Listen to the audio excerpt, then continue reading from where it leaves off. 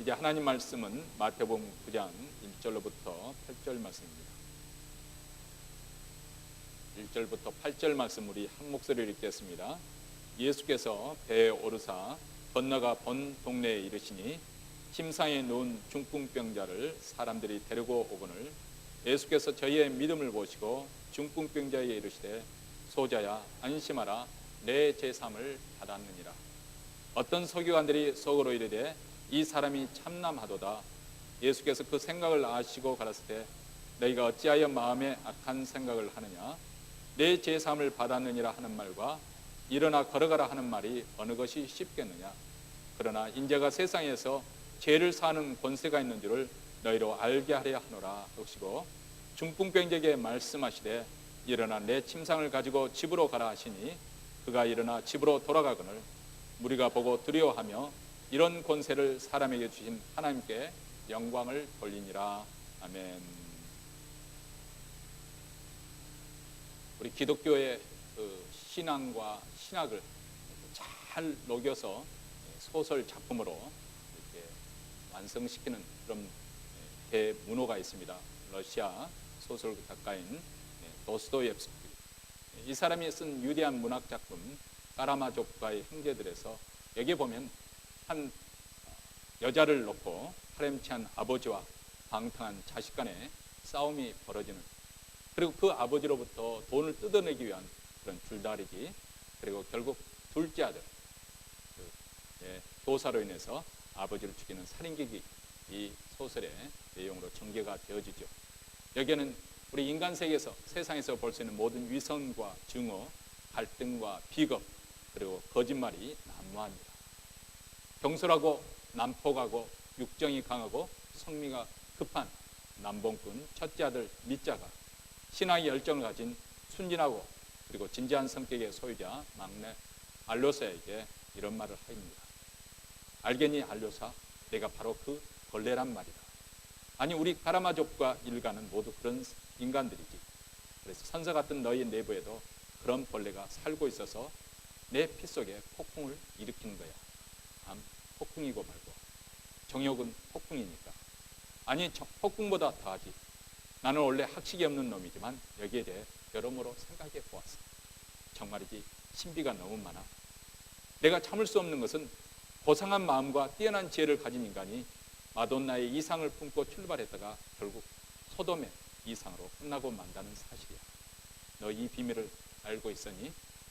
거기서 악마와 신이 싸우고 있는 거야. 그리고 그 싸움터가 바로 인간의 마음이지. 아무튼 나는 방탕을 사랑했고 그 방탕의 치욕까지 사랑했어. 잔인한 짓도 좋아. 그런데도 내가 벌레가 아닐 수 있겠어? 유해한 벌레가 아닐 수 있겠니? 까라마조프라 어쩔 수 없는 거야. 이 말을 듣던 알료사가 얼굴을 붉히면서 형 미자에게 이렇게 말합니다. 내가 얼굴을 붉힌 것은 형님 이야기 때문도 아니고 형님의 행실 때문도 아닙니다. 내 자신도 형님과 똑같은 인간이기 때문에 그런 겁니다. 누구나 똑같은 층계 위에 서 있는 거예요. 다만 내가 제일 아랫단에 서 있다고 한다면 형님은 좀 더 윗 계단에 서 있을 뿐입니다. 결국 똑같은 성질의 것이죠.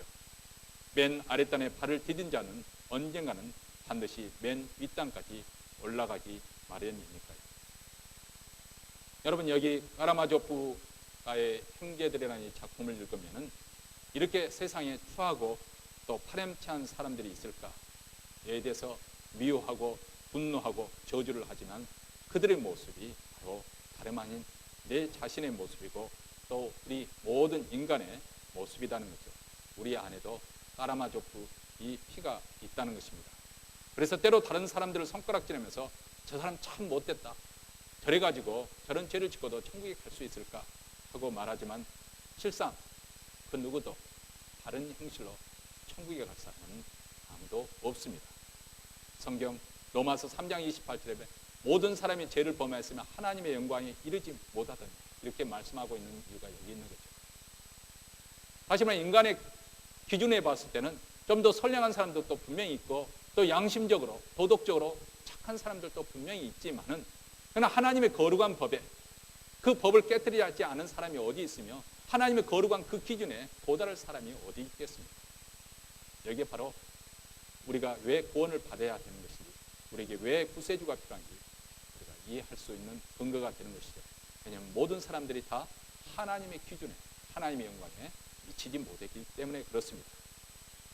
사실 사람들이 하나님을 믿지 않는 가장 큰 이유는 자기 자신이 죄인이라는 사실을 인정하고 싶지 않아서 그런 것이죠. 이것이 바로 인간의 자존심입니다. 이 자존심 때문에 하나님을 인정하지 않으려고 하고 자기 자신의 죄성을 인정하지 않으려고 하는 것이죠. 그래서 많은 사람들이 그렇습니다. 왜 기독교는 죄를 자꾸 들먹이면서 죄라는 그 프레임에 나를 가두려고 하는 것인가? 사실 그렇습니다.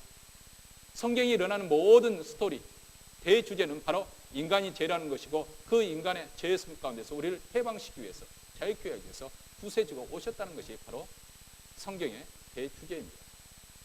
근데 인간은 자기 자신이 죄인이라는 것을 한사코 인정하지 않으려고 거부하려고 하는, 이게 바로 인간의 자존심으로부터 오는 것이죠. 중국에서 한 선교사님이 복음을 한 청년에게 전하는데 이 죄인이라는 사실을 인정해야 된다고 하니까 이 청년이 강하게 반발을 합니다. 아니, 내가 대학교 다니는 지성인인데 왜 자꾸 나에게 죄인이라고 그것을 인정해야 된다고 그렇게 말씀하느냐. 그러니까 선지자가 그 선교사님이 이렇게 물었습니다. 지금 당신 마음속이 어떻소? 하고 물었습니다. 그랬더니 이 청년이 곰곰이 생각해 보더니 지금 내 마음속이 지옥과 같습니다. 그렇게 답변하더랍니다. 그 마음속에 일어나는 온갖 정욕, 세상에 대한 욕망, 이루지 못하는 미련, 그리고 아쉬움, 그리고 세상에 하는 분노, 미움, 가까운 사람들의 애증의 그런 모든 것들이 기엄벅이 돼서 마음의 평안을 누리지 못하고 있는 내 마음속이 바로 지옥입니다. 죄의 본질은 하나님을 인정하지 않는, 창조주 하나님을 인정하지 않는 거기서부터, 이 불신앙에서부터 시작하는 것이죠. 하나님의 도움이 필요 없다고 교만하면서 하나님을 믿지 않는, 이것이 바로 죄의 본질인 것입니다. 근데 우리가 구원을 받고 또 성령을 선물로 받으려면 먼저 이 하나님을 믿지 않는 이 불신앙의 죄부터 회개하고 돌아서야 되는 것이죠. 회개는 마음을 돌이키는 것을 말합니다. 지금까지 내가 세상을 향해서 잘못된 길로 가고 있었는데 거기는 소망이 없고 결국은 멸망이라는 사실을 알고 하나님께 돌아오는 거예요. 하나님, 제가 잘못되었습니다. 제 길에서 이제는 하나님을 향해 돌아서는 것이죠. 그리고 하나님으로부터 사죄의 은총을 입는 것, 이것이 바로 구원 아니겠습니까? 이 놀라운 복이 우리 예수를 믿는 오늘 이 아침에 예배드리는 우리 모두에게도 임한 줄로 믿습니다. 근데 성경이 복음서에 보면 이런 축복에 대해서 확 막혔던 일부의 부류의 사람들이 있다는 것을 우리가 발견하게 됩니다. 이들은 이런 제사함의 은총, 사죄의 은총을 베푸시는 하나님을 잘 섬긴다고 자부심을 가지고 있던 사람이기 때문에 우리에게 더 충격적인 것이죠. 그들이 하나님에 대해 무지한 것도 아니고 전혀 종교에 대해서 종교생활을 하지 않는 것이 아니고 오히려 다른 사람보다 더 종교신앙에 신앙생활을 열심히 했던 그런, 오늘날 말하자면 목사나 또 교회 직분자들, 다른 사람들에게 저 사람이 교회생활을 열심히 해서 칭송을 받던 사람들이 바로 이런 하나님의 사죄의 은총을 받아들이지 못했던, 거부했던 사람들이었던 거예요. 그들이 바로 오늘 본문에도 등장하는 서기관들과 그리고 바리새인들입니다. 오늘 우리는 두 번째로 제3의 권세에 대해서 말씀을 지난 시간에서 계속해서 생각해 보려고 합니다. 예수님께서 전신불수의 이 중풍병자에게 제3을 선언했어요. 소자 내 제3을 받았습니다. 얼마나 그 방사적에 달콤한 그리고 부드러운 그 음성이었겠어요. 그런데 그 자리에 있었던 어떤 서기관들이 아주 심사가 아주 꼬여가지고 그것이 불편했습니다. 속으로 생각하기를 이 사람이 어떻게 이렇게 말하는가, 참남하다. 사람으로서 감히 하나님까지 가질 수 있는 제3의 권세를 함부로 말하더니 이것은 참 참남한 일이다. 이 참남하다, 이 말은 하나님을 모독한다, 신성모독죄를 범했다는 것이겠죠. 네, 이 생각에 대해서 예수님께서 뭐라고 말씀하셨습니까? 4절 말씀은 예수께서 그 생각을 아시고 가라사대 너희가 어찌하여 마음에 악한 생각을 하나. 예수님이 그들의 생각에 대해서 악하다고 그렇게 말씀하십니다. 과연 서기관들이 한 그 생각, 그것이 악한 것일까요? 그들의 논리를 보면은 조금도 부당한 것이 아닙니다. 만약 어떤 사람이 인간의 한계와 그 본분을 넘어서 가지고 하나님만이 하실 수 있는 그런 선언, 그런 말씀, 아니면 하나님만이 할 수 있는 그런 행동을 나도 할 수 있다고 그렇게 한다면 그 사람은 정말 온전한 정신을 가지면 미친 사람이라고 말할 것입니다. 아니, 만약 온전한 정신으로 이 말을 했다면 그 사람은 정말 참남하다고 그렇게 말할 수도 있을 것입니다. 서기관들이 하나님이 왜 누가 능히 죄를 사하겠느냐, 이 말씀은 정말 지극히 정당한 것이죠. 하나님이 왜 누가 죄를 사하시겠어요? 하나님께서 창조주가 되시고 하나님께서 심판자가 되어주시는데 최종적인 권위를 가지시는 하나님의 누가 우리 인간의 죄를, 인간이 인간의 죄를 누가 사한단 말입니다. 이 점에 대해서 어떻게 보면은 서기관들의 생각이 정당하게 보입니다.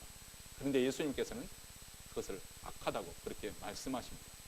그렇다면 뭐가 문제인가요? 예수님의 판단이 잘못된 것인가요? 아니, 그들에게 정말 악한 그런 요소가 있기 때문인 것이죠. 왜 예수님은 그들의 생각을 악하다고 보았을까요? 여러분, 이 질문에 대해서 우리가 답변을 하면 성경 본문의 앞뒤 전후 그리고 뿐만 아니라 복음서 전체를 우리가 한 번 더 이렇게 고려하면서 생각해 볼 필요가 있습니다. 복음서에 보면 예수님과 충돌했던 단 한 부류의 사람들, 이 바리새인과 서기관들이 등장을 하지 않습니까? 예수님과 첨예하게 부딪히고 대립한 그들의 문제점, 그리고 예수님부터 심하게 책망을 받았던 사람들, 그들의 문제점이 무엇이었을까요? 그것은 그들은 처음부터 예수님에 대해서 공정하게 그렇게 알아보려는 자세가 부족했던 거예요. 오늘날도 그렇습니다. 오늘날도 어떤 무신론자들의 주장에 의하면 자기들의 생각이 절대 기준이 돼가지고 하나님은 없다. 성경 시편에서 그러잖아요. 어리석은 자는 스스로 생각하기를 하나님이 없다 하도다. 자기가 경험하고 자기가 아는 지식 가운데서 하나님은 없다는 거예요. 근데 그것을 절대 기준으로 삼아서 하나님은 없다. 그리고 예수 믿는 사람들을 가르쳐서 정신병자로 취급하는 이런 교만한 그런 마음. 이게 왜 그런 것인가? 바로 이 바리새인들과 하는 생각과 똑같은 거예요. 정당하게 그것을 알아보려고 하지 않아요. 기독교에 대해서 비과학적이다. 그런데 그들 자신들이 자세가 비과학적이죠. 이것이 진실인가? 여러분, 과학이라고 하는 것은 어떤 실험을 거쳐서 어떤 환경이든지 어떤 조건이든지 동일한 결과를 도출하면 우리는 진리라고 받아들이는 이게 과학적인 방법이잖아요. 그런데 모든 진리가 다 그렇게 과학적인 방법, 실험을 통해서만 증거되는 것은 아닙니다. 가령 예를 들어서 사랑이 존재한다. 그것을 어떻게 실험할 겁니까? 또 이순신 장군이 실존한 인물이다. 이걸 어떻게 증명할 거예요? 뭐 진짜 예전에 살았던 그 이순신 장군을 다시 살려내서 어떻게 실험합니까? 세상에도 그런 과학적인 방법으로 진리에 도달하려는 그런 방법이 있는가 하면은 또 인문학처럼 우리가 논리적으로 추론해서 그 과학이 그것이 진리냐 이것을 논리적으로 추론하는 그런 학문도 있는 거거든요. 그런데 이 어리석은 사람은 자기가 생각하고 자기가 판단해서 과학적인 생각해 보니까 하나님이 없다고 그렇게 단정을 드린다 이거죠. 지금 바리새인들도 똑같은 그런 편견과 선입견을 가지고 예수님에 대해서 단죄를 하고 있습니다. 진지하게 과연 예수님이 누구시냐 그것을 묻고 연구하려 하지 않는다 그 말이죠. 순수하게 아주 백지 상태에서 예수님의 말씀을 들어보고 그가 말하는 뜻하는 것이 하나님의 말씀과 이 구약 성경과 어떻게 말하고 있는 것인가, 그리고 그분이 일으켰던 모든 이적과 능력에 대해서 그것이 무엇을 말해주는 것인가, 냉정하게 공정하게 그것을 객관적으로 판단하려고 하지 않았다 그 말이죠. 그저 그들이 가지고 있던 유대교의 그 전통 사상과 사고에 꽉 사로잡혀서 거기에 쩔어 있어가지고 그저 그것을 관점 가지고 자기의 관점을 가지고 평가하고 판단했던 것입니다. 그리고 예수님께서 나타나신 이적과 기사를 통해서 과연 이분이 누구신가, 이분에게 과연 그럴 만한 신성이 있는 것인가 없는 것인가, 이것은 꿈에도 생각하지 않았습니다. 그들이 관심을 가졌던 유일한 관심이 있었는데 그것은 바로 예수님입니다. 소위 말하면 요즘처럼 이 작자가 메시아냐 아니냐 이런 생각만 가지고 예수님에 대해서 의심하고 예수님을 자꾸 시험하려고 그렇게 내려왔던 것이죠. 그것만을 집요하게 알아보려고 했습니다. 그리고 당신이 만약에 메시아일 것 같으면 하늘로부터 오는 그런 표징을 우리에게 보이라 그렇게 요구를 했습니다. 가령 예를 들어서 옛적 이스라엘 백성이 바로에 의해서 노예 생활했는데 그것을 출애굽시켰던 그럴 때 일어났던 홍해가 갈라지는 사건을 일으킨다든지 광야에서 만나를 먹이는 사건을 일으킨다든지 엘리야 선지자처럼 하늘에서 불덩어리가 떨어져서 제단에 있는 그 제물을 불태우는 그런 이적과 기사를 한번 우리에게 보여줘가지고 지금 현재 우리나라가, 우리 민족이 로마 제국에 의해서 압제를 받고 있는데 한번 우리를 해방시키고, 그리고 솔로몬 시대같이, 다윗 시대같이 그렇게 우리를 하여금 부강한 나라, 태평사고를 한번 세우라는 거죠. 그러면 우리가 메시아를 믿겠다는 거죠. 그러니까 그들은 예수님에 대한 모든 논쟁의 그 귀결점이 예수님과 메시아냐 아니냐 이것으로 삼았기 때문에 예수님이 그분 자신에 대해서는 알려고 하지를 않았다, 그 말이죠. 이분이 과연 어떤 분이신가? 오늘 본문에서 여기 보면은 이들이 조금 더 예수님의 하신 말씀을 조금 더 주의를 기울여서 왜 이분이 이렇게 말씀하신가 또 추론해보고 유추해보면은 예수님이 누구신가에 대해서 얼마든지 심각하게 정직하게 그것을 대면할 기회가 있었을 것입니다. 왜냐하면 여기 보면 예수님께서 이 말씀을 하실 때 다른 선지자와 다른 그런 말씀을 하셨거든요. 구약성에도 많은 선지자들이 병을 고치는 사건도 일어나고 때로는 죽은 자도 살리는 사건이 구약성에도 나와 있습니다. 하나님의 보내심을 받고 하나님의 말씀을 선포하면서 그들은 그렇게 또 하나님의 이적과 기사를 일으키기도 했습니다. 근데 예수님과 선지자들과 다른 점 중요한 차이점이 있는데, 예수님은 자신의 권위를 가지고 죽은 자를 살리시고 자신의 권위로 병을 고치시고 자신의 권위로, 오늘 또 말씀해 봅니까? 소자야 내 삶을 받아내, 내가 내 죄를 사해야 돼. 자신의 1인칭으로 지금 말씀하고 있는 것이죠. 다시 말하면 선지자들은 하나님의 이름으로 이 이적과 기사를 행했지만 예수님은 직접 자기 자신이 1인칭으로 그렇게 선언을 하고 있습니다. 그렇다면 제3의 권세를 예수님께서 가지고 계시다는 것을 지금 말씀을 하고 있는데 이 선언의 의미를 생각해 보십시오. 제3의 권세는 정말 구약 성경의 말씀에 의할 것 같으면 하나님께만 있습니다. 하나님께서만 소유한 것이죠. 다윗이 그래서 밧세바를 간통하고 그 남편을 교사해서 죽이는 이런 참혹한 죄를 지었지만 시편 51편에는 내가 주께만 범죄했다고 그렇게 고백합니다. 다윗이 뻔뻔해서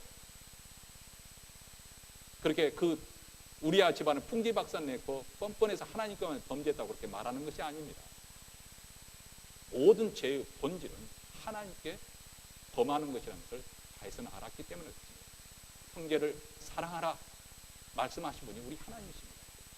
그런데 그 가정을 편지분득하는 것은 물론 그 가정에도 크게 잘못된 죄를 지은 것이지만 결국 그 모든 이 법을 위해서 만들어내신 하나님의 법을 깨뜨렸기 때문에 내가 주께만 범죄하였느다 그렇게 말씀하고 있는 것이죠. 다시 말하면 그렇기 때문에 제3의 권세 또한 하나님만 있어요. 근데 예수님께서 자기 자신의 이름으로 제3의 그 권세를 행하셨다는 것은 무엇을 의미하는 것인가? 우리는 여기에 따라서 대략 3가지로 추론할 수가 있습니다. 예수님이 미쳤거나 미치고지 않아서 그렇게 주장할 리가 없겠죠. 두 번째는 거짓말쟁이거나 허풍쟁이거나, 세 번째는 진짜로 예수님이 죄를 사하는 권세를 가지고 계시거나, 이 셋 중에 아마 하나일 거라고 우리는 추론할 수가 있습니다. 예수님이 미치지 않았다고 한다면, 예수님이 거짓말쟁이가 아니라고 한다면, 예수님께서 지금까지 일관되고 그렇게 공적인 사역을 하시면서 말씀을 하시는 그 모든 것을 기초로 해서 그것을 논리적으로 추론해 본다면 적어도 예수님이 미쳤거나 그리고 그분이 거짓말쟁이가 아니라는 것을 우리가 누구보다도 그들 또한 알 수 있을 텐데, 그렇다면 그 자연히 귀결되는 그 논리는 한 가지 결론으로 연결이 되어집니다. 예수님은 제3의 권세를 가지셨다. 이 말씀은 예수님은 신성을 가지신 분이다. 아니 더 노골적으로 말하면 예수님은 하나님이시다. 그분은 성자 하나님이시다. 이것을 지금 말씀하고 있는 것이죠. 근데 이것을 논리적으로 추론하고 그렇게 추론하면서 그런 논리 가운데서 진지하게 물었어야 되는데, 이미 바리새인들은, 이 서기관들은 이미 자기들이 가지고 있는 선입견과 편견을 가지고 예수님을 이미 정죄를 했습니다. 단죄를 했습니다.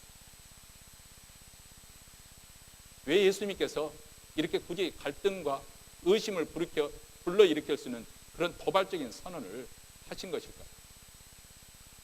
그냥 여느 때처럼 병만 고쳐주어도 충분히 그들을 압도할 수 있었을 텐데, 자신의 메시아됨을 얼마든지 증명할 수 있을 텐데, 이렇게 예수님께서 도발적인 선언을 하신 의도가 무엇일까요? 물론 이 사람에 의해서 병의 그 불치병, 전신불교의 그 병의 뿌리는 죄로부터 파생했기 때문에 근본적으로 죄의 사함이 선행되는 거 우리 주님은 아셨기 때문입니다. 제사함 없이 병만 낫게 하는 것은 이 사람에게 근본 문제의 해결이 아니죠. 우리가 지난 시간에 생각했던 것처럼 이 사람의 경우에는 어떤 과거의 죄로 인해서 얻어진 병이라는 것, 그리고 그것으로 인해서 본인이 아니면 많은 고심을 해야 되는, 아니면 병을 얻었기 때문에 과거의 삶에 자기의 잘못된 것을 회개하는지 모르지만 아주 그 마음이 괴로워하고 있는 그런 상태였다는 것을 우리가 생각해 보았습니다.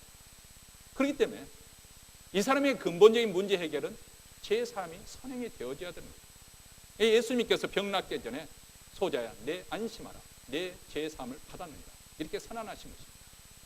다시 한번 이것은 그 사람의 병을 낫기 위해서도 필요한 것일 뿐만 아니라 그 사람의 죄 문제도 해결해 주기 위해서도 필요합니다.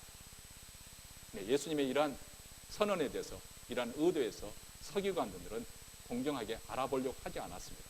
그저 자기들의 편견과 선입견에 대해서 판단하고 단죄를 했습니다. 여러분, 그래서 그들의 판단은 항상 애곡되고 이지러지고 그리고 사악했습니다. 예수님께서 악하다 하신 이유가 이것입니다. 결국 이런 이그러지고 사악한 그 의도가 어디로 결론이 되어졌습니까?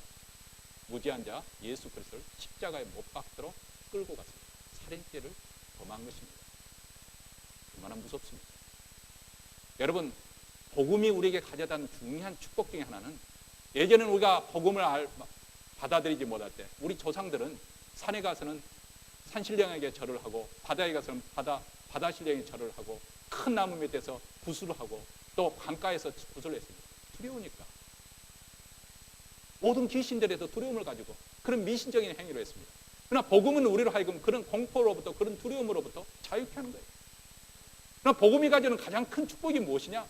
제사함의 축복입니다. 내가 더 이상 죄책감에 사로잡힐 필요가 없는 거죠. 그 죄가 내 마음을 억누르고 내 평안을 빼앗아가고 내 기쁨을 빼앗아가는 그 제사함을 허락해 주는 이 복음의 자유입니다. 그리고 죄의 권능으로부터 자유케 하는 것이고, 더 중요한 것은 그 죄로 말미암아서 죄의 굴레에 놓였던 죄의 세계에 포로 생활을 하고, 그래서 그 죄로 파생되는 여러 가지 억압된 그런 상처들, 분노들, 두려움들, 그런 모든 부정적인 감정들로부터 자유케 하는 거예요. 제가 볼 때 기독교 복음이 주는 가장 또한 중요한 복이 있는데, 이런 애곡되고 이지러진 이런 사고 구조로부터 우리를 자유케 하는 거예요. 내 자신도 모르는 사이에 어떤 편견을 가지고, 어떤 선입견을 가지고, 특별히 우리가 교회 지도자로 부르심을 받을 때 필요한 것이 그것이잖아요. 구약성에서도 중요하게 가르친 거면 재판관에게, 유대교 지도자들에게 가장 중요하게 가르친 건 공정성입니다. 공정함. 근데 공정하게 하려면은 되게 편견이 없어요. 근데 인간인 죄가 타락한 이후에 편견이 없을 수가 없는 거죠. 다 선입견이 있어요. 그러니까 우리는 벌써 사람을 볼 때 어떤 행동만 보고 벌써 자기가 선입견을 가지고, 편견을 가지고 단죄를 해버리는 경우가 참 많이 있습니다. 그 사람도 그럴 만한 이유가 있는 것이고 그럴 강연도 있는데, 그것을 미리 앞뒤를 재려보지 않고 그 사람의 속마음도 알지 못한 채 우리는 먼저 단죄하고 판단을 해버립니다. 이것이 바리새인들의 죄고, 이것이 서기관들의 죄고, 오늘날 그리스도인들의 죄입니다. 교회 다니는 사람들의 죄입니다. 왜냐하면 우리는 어느 정도 신앙생활을 하면서 나름대로 성실하게 하나님 잘 섬기고, 그런 기준 속에서 그렇지 못한 사람들을 볼 때 항상 거기에 대해서 저 사람 저렇게 신앙생활을 하면 되네, 이런 단죄하고 판단하고 그런 정죄하는 마음이 있습니다. 바로 이것이 예수님을 십자가에 못 박아 죽인 것입니다. 그래서 예수님께서 악하다고 한 것입니다. 스스로 자기들은 의로운 것처럼, 내가 교회생활 성실하게 잘하니까 자기는 잘하는 것처럼, 문제가 없는 것처럼, 이것이 바리새인의 죄인 거죠. 서기관들의 죄였습니다. 예수님께서 그들에 대해서 역으로 질문을 하시잖아요. 내 제사함을 받았느냐 하는 말과 일어나 걸어가라 하는 말이 어느 것이 쉽겠느냐. 여러분, 이 중풍병자가 예수께 나왔는데, 이 중풍병자의 문제를 해결하려면 두 가지를 해결해야 됩니다. 우선 첫째는 그 사람이 지금 고민하고 있고, 아니면 그 병의 그 원인이 되었던 이 죄 문제를 첫 번째는 해결해 줘야 됩니다. 그리고 그 죄로부터 파생된 그 불치병에 걸려서 이제는 지금 현재 옴짝달싹하고 노예 상태에 놓여있는 이 사람의 문제를 해방시켜 주는 거예요. 이 두 가지 문제를 해결해 주기 위해서 예수님은 순서대로 먼저 죄사함을 선언하신 것입니다. 그리고 그 다음 그 죄를 해결했다는 확실한 표시로, 그 증거로서 병을 고쳐주시는 것이죠. 만약에 예수님께서 아무 말씀도 하지 아니하시고 병만 고쳐주셨다고 한다면 사람들은 매심 놀라겠죠. 아니 서기관들도 깜짝 놀라면서 겉으로는 쿨한 척, 야, 그 사람 좋은 일을 했다 하고 돌아갔을지 모릅니다. 예수님께서 도발적으로 그들 앞에서 제사함을 선언하신 이유가 있습니다. 여러분, 서기관들은 하나님의 법을 가르치는 사람들입니다. 그들은 기적을 추구하는 사람들이 아니에요. 뭐 그것을 부정하는 것은 아니지만 그들의 본분은 하나님의 말씀, 이 성경, 율법을 잘 연구해서 백성들에게 가르치는, 하나님의 그 율법에 감춰 있는 하나님 나라의 그 거룩한 법과 그 나라의 그 경륜을 풀어서 가르치는 것이 그들의 본분입니다. 지금 예수님께서는 이런 사람들 앞에서 사실상 어떻게 보면 하나님 나라의 거룩한 법도와 그 나라의 경륜을 지금 보여주고 있는 것입니다. 그것이 무엇입니까?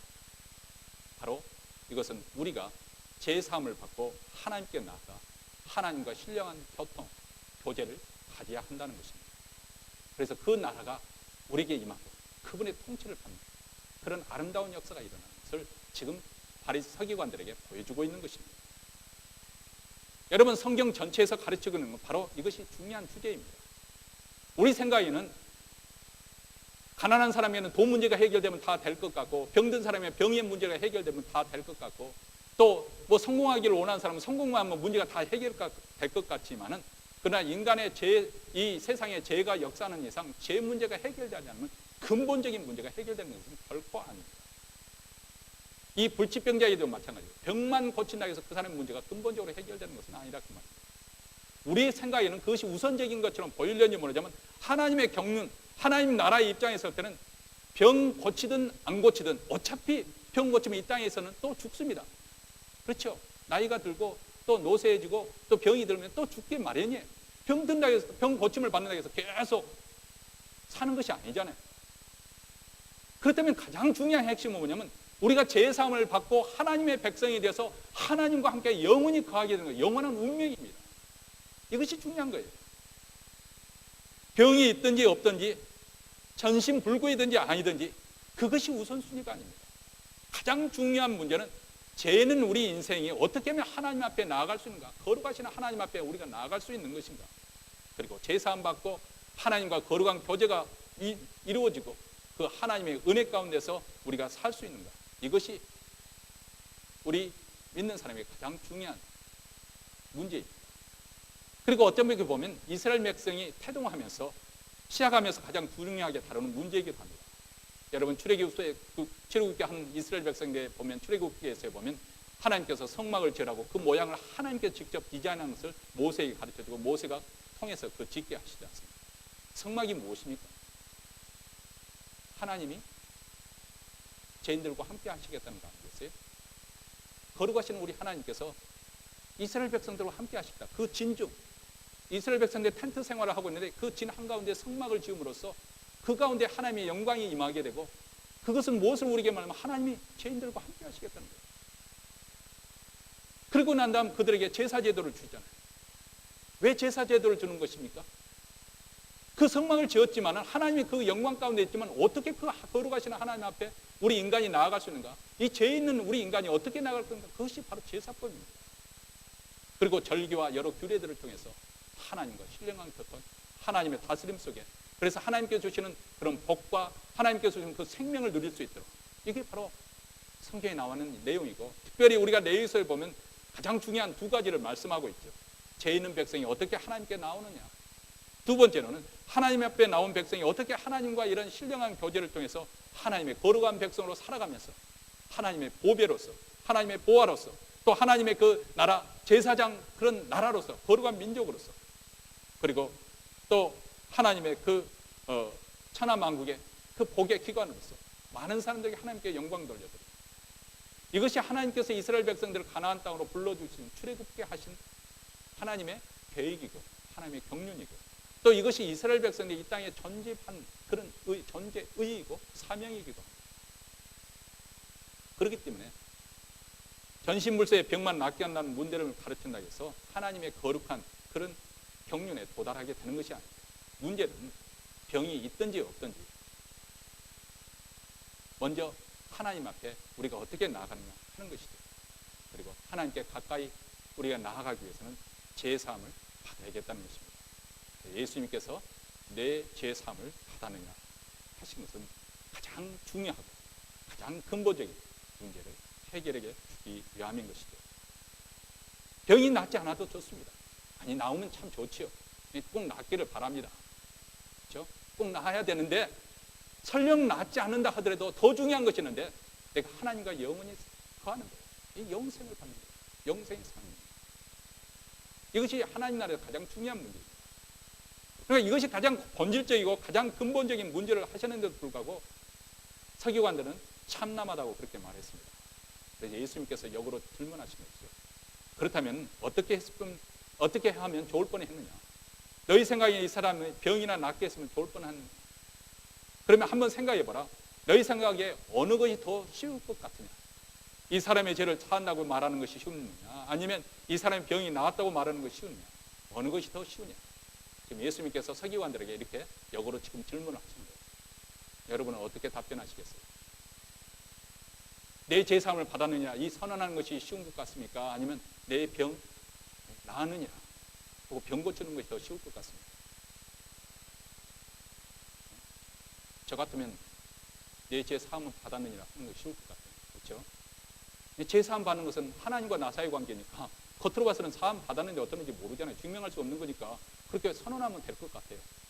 우리 만약에 내 병을 나았느니라 그런데 만약에 안 나았다고 하면은 저는 사기꾼이 되는 거 아니겠어요? 거짓말쟁이가 되는 거죠. 그러니까 앞에 내 죄사함 받았느니라 그런 말하는 것이 쉬운 것 같지만 쉬운 것은 아니죠. 왜냐하면 죄사함의 권세는 누구만 했어요? 하나님만 가지고 있는 권세이기 때문에 그 말도 쉬운 것이 아니고요. 병 고치는 것도 쉬운 것이 아니에요. 전신불수의 이 불치병을 어떻게 무슨 능력에서 고칩니까? 둘 다 쉬운 것이 아니죠. 근데 예수께서 죄사함을 받았느니라 먼저 선언하신 다음에 일어나 상을 메고 가라고 명하십니다. 그러니까 이 전신불수의 불치병을 걸린 사람이 벌떡 일어나 상을 메고 걸어갔습니다. 자, 이게 서기관들에게 남겨진 숙제가 있습니다. 예수님이 죄사함의 권세가 있다는 것을 그들은 진지하게 생각하지 않으려 않을 수가 없는 거죠. 그것을 받아들이지 않으려 않을 수가 없는 것이죠. 둘 다 불가능한 것인데 예수께서 둘 다 가능하게 하셨다고 한다면 죄사함의 권세가 그렇게 있는 분인 것을 그들은 인정하지 않을 수 없는 그런 상황에 들어갔습니다. 누워있는 병자에게 일어나 내 침상을 가지고 집으로 가라 이렇게 명하니까 그가 벌떡 일어나서 자기 상을 메고 침상을 메고 집으로 들어갔습니다. 사람들이 놀랬다겠습니다. 보고 두려워합니다. 그냥 단지 기적이라고 하는 것 그 정도가 아니라 그 광경이 너무나도 압도되어서 사람들이 경외가 이 두려움에 사로잡혔다. 이런 권세를 사람에게 주신 하나님께 영광을 돌렸다. 이렇게 기록하고 있습니다. 여러분 한번 생각을 해보세요. 바로 여러분 가족에 이렇게 이런 일이 일어났다고 한번 상상을 해보시기 바랍니다. 자, 꼼짝없이 움직일 수가 없는 그런 상황입니다. 그래서 친구들이 메고 왔잖아요. 오랫동안 누워있는 중풍병자이기 때문에 먹지도 제대로 못했을 거예요. 그리고 움직이지 않으면 자연히 여러분은 어떻게 되는지 알죠? 쓰지 않으면 팔이 말르잖아요. 가느다라 되잖아요. 이쪽 저쪽 비교가 되잖아요. 쓰지 않으면, 먹지 않으면 피골이 상접해질 수밖에 없습니다. 그러니까 이런 상태에서 병을 설령 고침을 받았다고 해도 누웠던 사람이 일어났는데도 어지럽다고 그렇게 말할 것이고 어떻게 뭐 붙들고 일어났다고 하더라도 어지러지해가지고 몇 걸음 걷지 못하고 주저앉았을 거예요. 이 사람의 경우를 보니까 침상을 메고 걸어갔다고 말씀하고 있습니다. 다시 말하면 예수님께서 단지 병만 고치신 거잖아. 온전한 상태로 회복시켜 주신 거죠. 그러니까 사람들이 압도된 거예요. 경악 가운데서 놀람으로서 가득 찬 것입니다. 일순간에 이렇게 건강한 사람이 되어서 걸어가는 그 광경을 볼 때 서기관들은 더 이상 예수님을 채갈 수가 없는 거죠. 눈앞에 벌어지는 이 사실을 두고 서기관들이 더 이상 시비를 걸 수가 없게 된 것이죠. 인자가 세상에서 죄를 사는 권세가 있는 줄 너희로 알게 하려 하노라. 만약에 이런 온전하게 회복되는 그런 증거가 없었다고 한다면 이런 참남한 말이 어디 있느냐. 눈에 보이지 않는 죄사함을 선언해 이 무도한 사람을 잡아 죽여야 되지 않겠냐. 이렇게 말했을 것입니다. 이제는 할 말이 없게 되었다는 것입니다. 그런데 무엇보다도 자신의 과거 죄 때문에 끊임없이 가책을 받으면서 괴로워했던 이 병자에게 자신의 병 문제도 해결되었지만은 동시에 제3의 문제도 해결돼요. 이 사람의 감격과 감사가 어떠했을지 상상하고도 남음이 있습니다. 영국의 어느 정신병원에서 발표한 통계에 따르면 정신질환에 걸리는 환자의 95%가 하나님의 용서를 믿지 않는 사람들이라고 합니다. 하나님의 사죄의 은총을 받아들이지 않기 때문에 끊임없이 자기 자신에게 죄책감을 해서 형벌을 내리고 사는 사람들 95% 해당된다. 그렇기 때문에 그들에게는 진정한 평안도 기쁨도 누리지 없고 또 자유함도 없고 여전히 두려움에 잠겨 있습니다. 오늘 세상에도 이런 분들이 많습니다. 하나님의 이러한 사죄의 은총이 있음에도 불구하고 예수 그리스도를 십자가를 통해서 하나님의 아들을 내어주셔서 우리 죄를 사하시는 이런 놀라운 사죄의 은총, 우리가 이제 사순절을 지금 지나고 있습니다마는 이런 고난주간을 거쳐서 부활절을 맞이하는 이런 절기를 통해서 지금도 세상에 증거를 하고 있잖아요. 우리에게 제3의 그런 은총이 있다는 것을 지금 세상 사람에게 선언을 하고 있지 않습니까? 이 사죄의 은총이 없어서 많은 사람들이 죄의식 속에서 그래서 기쁨도 평안도 누리지 못하고 살아가는 사람들이 많이 있습니다. 사실 외적으로 부족함이 없이 풍족하게 산다 해도 그 마음에 제 문제가 해결되지 않으면 기쁨을 누릴 수가 없는 것이죠. 여러분, 다윗도 범죄하였을 때 비록 몸은 왕의 자리에 있었습니다. 왕의 자리에 있었기 때문에 아무도 그를 대적해서 당신이 죄인이요 그렇게 할 사람이 없어요. 아마 뒤에서는 예수님의 임금님의 기는 당나귀기 그렇게 하는 식으로 막 떠들고 다녔는지 모르지만은 그래도 그 당시 고대 근동에서 왕의 위치라는 것은 절대 권력을 가진 자이기 때문에 아무도 그런 말을 할 수 있는 사람이 없었습니다. 그런데 나단 선지자 책망을 들었을 때 하나님 말, 그럼 비로소 하나님께 나와서 회개를 할 수 있었어요. 그런데 다윗이 그렇게 회개할 때까지 그 마음에 아무런 기쁨과 즐거움 그것을 누리지 못했다는 마음의 평안이 없었다는 거죠. 눈물로 침상을 적시면서 회개하였을 때 비로소 그에게 제3의 은혜가 임하게 된 것이죠. 그리고 난 다음 진정한 복이 무엇인지 새롭게 깨닫게 되었습니다. 로마서 4장 7절과 8절에 보면 바로 이런 본문에 대해서 말씀합니다. 복이 있도다 불법이 사함을 받는 사람이요 복이 있도다 죄가 가려짐을 받은 사람이요 복이 있도다 주께서 그 죄를 인정하지 아니하실 사람.